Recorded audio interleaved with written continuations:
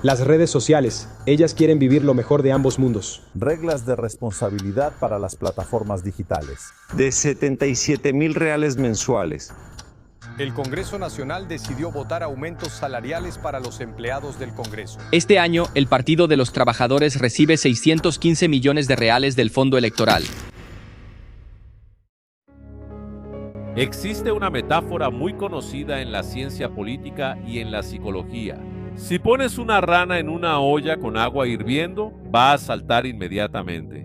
Pero si pones la misma rana en agua fría y vas aumentando la temperatura gradualmente, no notará el cambio hasta que sea demasiado tarde. Es exactamente así como se quitan grandes libertades individuales de una sociedad.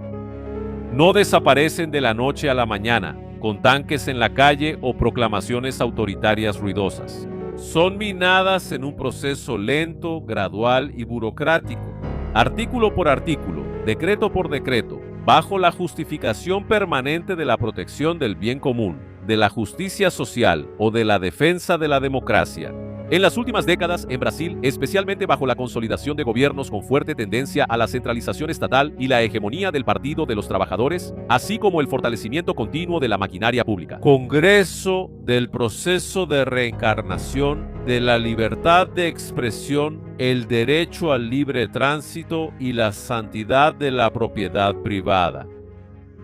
Lo que muchos califican como avances sociales es interpretado por juristas y analistas liberales y conservadores como un cerco sistemático a la autonomía del ciudadano. En el video de hoy vamos a analizar datos, reportajes, marcos legales y decisiones históricas para entender cómo el Estado brasileño amplió sus garras sobre el ciudadano común.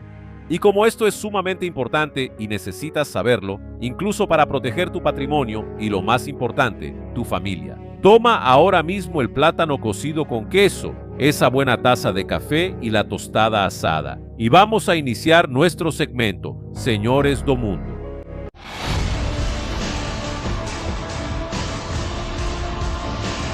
Señores do Mundo. Comencemos por el pilar central de cualquier sociedad libre, la libertad de expresión. El artículo 5 de la Constitución Federal de 1988 es claro al prohibir cualquier tipo de censura política, ideológica o artística en el país. Sin embargo, en la práctica reciente, vimos la creación de conceptos elásticos y jurídicamente indeterminados que flexibilizaron esa garantía fundamental. A lo largo de los años de gobiernos de izquierda en Brasil, el concepto de control social de los medios siempre estuvo en el programa oficial del Partido de los Trabajadores, el PT. Durante mucho tiempo se intentó implementar consejos de periodismo y órganos reguladores de contenido, lo que en el pasado encontró una fuerte resistencia de la prensa tradicional. Hoy resurge con una apariencia moderna. Bajo el pretexto de combatir la desinformación, entre comillas, y el discurso de odio, también entre comillas. Vimos el avance de propuestas de ley, como la PL 2630, conocida como la Ley de Noticias Falsas y de manera peyorativa como la Ley del Fin del Mundo, que busca crear obligaciones para las plataformas digitales y otorgar poder a organismos estatales o agencias reguladoras para definir qué es verdad y qué es mentira, como si alguien tuviera el poder de Dios mismo. Cuando el Estado asume el papel de árbitro de la verdad, la consecuencia es que la libertad de pensar deja de existir y pasa a ser solo una licencia otorgada por el gobierno a quien quiera concederla. Literalmente, hoy puedes observar varios ejemplos de que no es lo que dices, sino quién eres y lo que defiendes. Si eres amigo del rey, puedes hacer todo. Si estás en contra, no puedes hacer nada. Decisiones monocráticas que bloquean perfiles de parlamentarios, periodistas y ciudadanos sin el debido proceso legal. La desmonetización de medios independientes y la creación de la Secretaría de Defensa de la Democracia por parte de la Abogacía General de la Unión son hitos de un ambiente donde la divergencia política pasa a ser tratada como un crimen de lesa patria. Poco a poco se instala la autocensura. El ciudadano común empieza a tener miedo de manifestar sus opiniones políticas en Internet. Tú que sigues nuestro canal sabes que con muchas palabras tenemos que poner ese pitido de censura o simplemente cambiarlas por otras, muchas veces ridículas. Pero o lo haces así o el video no pasa. Y aun cuando lo haces y pasa, nos damos cuenta de que llega a muchas menos personas. Pero ¿por qué una plataforma haría eso con temas que la gente quiere escuchar? Para eso necesitamos conocer el segundo pilar esencial para la libertad humana y la prosperidad económica, que es el derecho a la propiedad privada. Sin la garantía de que el fruto de tu trabajo y tus bienes te pertenecen de forma inalienable, no hay seguridad, ni jurídica ni incentivo para la producción. Tal vez te cueste trabajo encajar estas dos cosas, pero si no eres dueño de lo que es tuyo, hermanos míos, ¿cómo vas a tener autonomía? ¿Cómo vas a tener de verdad libertad?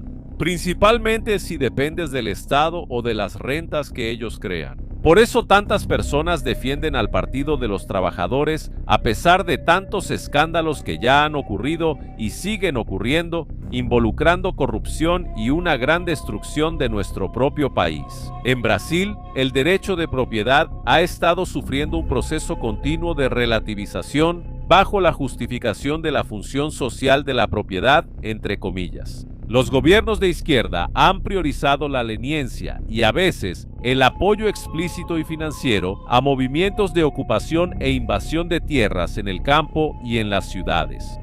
Pero se engañan aquellas personas que pensaban, sí, pero yo ya salí del rancho hace mucho tiempo. Quienes vivían en el rancho eran mis abuelos o mis tatarabuelos.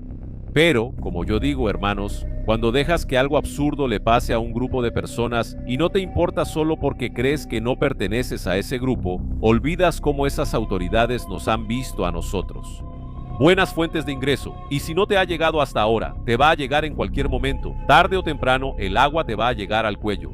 Entonces, el avance no se limitó al área rural. Ahora, esas personas que se sentían seguras por estar en las ciudades empiezan a ver que el problema ya les está llegando.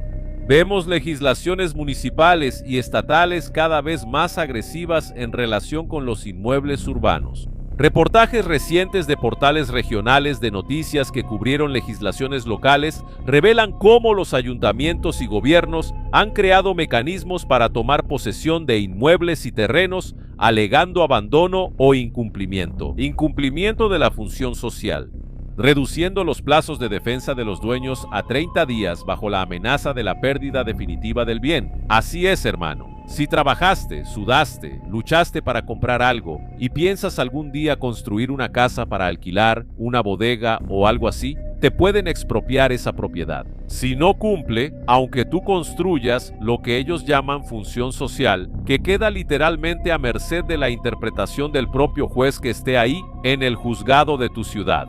Cuando el Estado se arroga el derecho de decidir si un bien privado está siendo bien utilizado o no y facilita el confisco burocrático de inmuebles, la propiedad privada deja de ser un derecho absoluto y pasa a ser una concesión precaria del gobierno.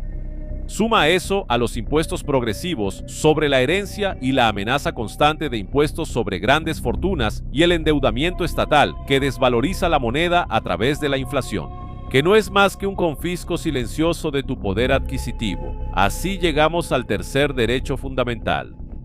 Ha estado sufriendo erosión, y es el derecho de libre tránsito, la libertad de circulación, garantizado en el inciso 15 del artículo 5 de la Constitución. El derecho de circular libremente por el territorio nacional en tiempos de paz es la base de la libertad física del individuo. El precedente más peligroso para este derecho ocurrió durante el periodo reciente de Zunga-Munga, cuando los decretos estatales y municipales impusieron confinamientos severos, toques de queda y barreras sanitarias, sin el debido respaldo del estado de sitio, que sería el único instrumento constitucional válido para restringir tal derecho, y que exige la aprobación del Congreso Nacional. A los ciudadanos se les impidió trabajar, ir a las playas o incluso caminar en plazas públicas, estableciendo un precedente jurídico alarmante. La idea de que los derechos fundamentales pueden ser suspendidos por simples decretos de gobernadores y alcaldes en momentos de excepción es simplemente absurda. Además del aspecto físico, el derecho de libre tránsito se ve socavado de forma indirecta por vías económicas y regulatorias. El aumento continuo de la carga tributaria sobre los combustibles, el encarecimiento del transporte, los intentos constantes de hiperregulación de aplicaciones de movilidad que amenazan con hacer inviable el servicio para millones de trabajadores, y el aumento de la fiscalización punitiva crea barreras financieras para la circulación de los ciudadanos. Cuanto más el Estado encarece el transporte y centraliza las decisiones sobre quién puede y quién no puede circular o trabajar en las calles, menor es la independencia real del ciudadano respecto al poder central. Cuando conectamos los tres puntos, estos tres pilares, la limitación de la libertad de expresión, la relativización de la propiedad y la restricción de la movilidad, vemos el diseño claro de un proyecto de poder. La instalación del Estado tutelar. Se trata de una visión del mundo en la que el ciudadano es visto como incapaz de gestionar su propia vida, de educar a sus hijos, de elegir sus lecturas o de administrar sus finanzas. El Estado, bajo el manto del paternalismo socialista, se presenta como el único ente capaz de proveer seguridad, igualdad y justicia. Históricamente, gobiernos alineados al PT y al ecosistema de la izquierda sudamericana adoptaron la táctica de capturar las instituciones públicas. Se crean nuevos ministerios, se aumentan los privilegios de la burocracia estatal y se subsidia una extensa red de ONGs y movimientos sociales que funcionan como líneas de defensa del propio gobierno. Esa dependencia económica, creada por la ampliación de subsidios estatales, al mismo tiempo que se sofoca la libre iniciativa, genera una trampa perfecta. El ciudadano se vuelve tan dependiente del Estado para sobrevivir que pierde la capacidad de criticarlo o de exigir la devolución de sus libertades individuales. La libertad rara vez se pierde de una sola vez en un evento catastrófico. Se entrega poco a poco a cambio de la promesa de seguridad, comodidad o protección estatal. Como dijo Ronald Reagan, la libertad nunca está a más de una generación de la extinción. No la transmitimos a nuestros hijos por la sangre. Hay que luchar por ella, protegerla y entregársela para que hagan lo mismo. Si queremos preservar a Brasil como una nación de hombres y mujeres libres, necesitamos permanecer atentos al avance silencioso de las regulaciones, a la ampliación del poder punitivo del Estado y a la corrosión de las garantías constitucionales. El primer paso para defender la libertad es comprender cómo nos la están quitando. Si entiendes eso, mi querido hermano, por favor compártelo, muéstraselo a más personas. Si cometemos el error de quedarnos atrapados en nuestra propia burbuja, hablando solo entre nosotros, seremos dominados. La izquierda usa artistas, el escenario de esos artistas, telenovelas, series, periodistas, influencers y todo lo que pueda aparecer. Todo eso en favor de su causa. Financian ONGs, tienen grandes empresas patrocinando ese tipo de cosas, y nosotros, por otro lado, solo nos tenemos a nosotros mismos. Así que por favor, comparte, muéstralo a más personas. Esa es la manera en que vamos a hacer la diferencia. También te pido que comentes, aunque sea un emoji, pero déjalo ahí, eso ayuda mucho a que el canal tenga más interacción. No olvides dejar tu like, un gran like, y si quieres hacerte miembro, eso también ayuda mucho. Les agradezco a todos y si te haces miembro, tendrás contenido exclusivo para ti. Hoy lo dejamos hasta aquí. Que Dios bendiga a cada uno de ustedes. Gracias por estar aquí. Un abrazo y siempre enfrentando lo sobrenatural aquí en Encarando o Sobrenatural Oficial.